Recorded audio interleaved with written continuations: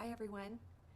This week we talk about permits, why they're important, and when you need to have them.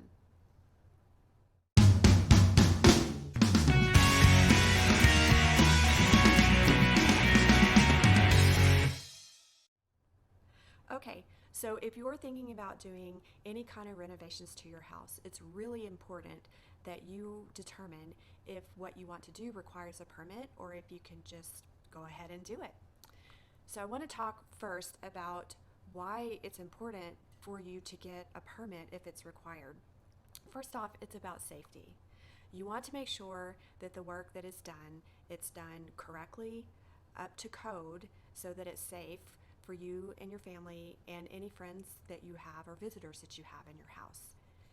Any contractor that you hire, they have certain minimum standards that they have to meet for their trade, and their work product is inspected by a professional and it's signed off on. So work that you get done that's permitted, when it's finished, you know that it's up to code and it's all good to go. There's other implications as well besides safety. First off is if you want to sell your house in the future, any buyer that comes along, they want to know that work that you had done, like in addition to your home, that it was permitted. They know it's up to code, they know it's safe, and they're good to go. If it's not permitted, they may want to walk away from buying your house. Another thing to think about is your homeowner's insurance. If you get work done that requires a permit and you don't get that permit, and say, I'll just keep using the example of the addition to your house. Say you put on an addition to your house, you don't get the work permitted, a natural disaster happens, and maybe that addition gets damaged, and you want to make a claim on your homeowner's insurance. Well, your homeowner's insurance may deny coverage because the work was not permitted.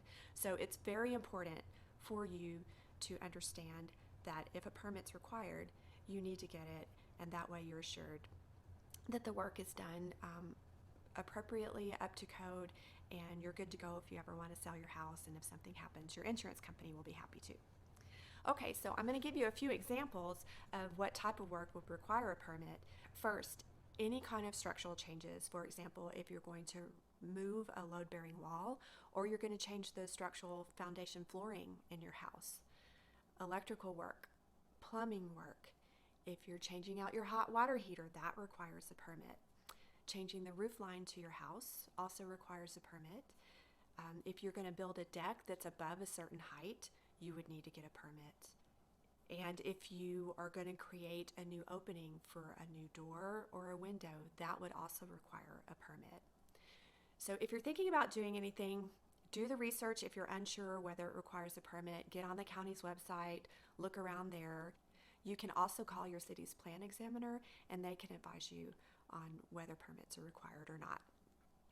Okay, if you like this video, please subscribe to my YouTube channel, comment below, follow me on Facebook. You can find me on Instagram as well.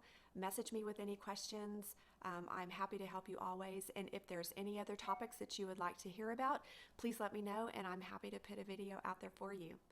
Okay, thank you very much for tuning in. Have a great week, and I'll see you next time.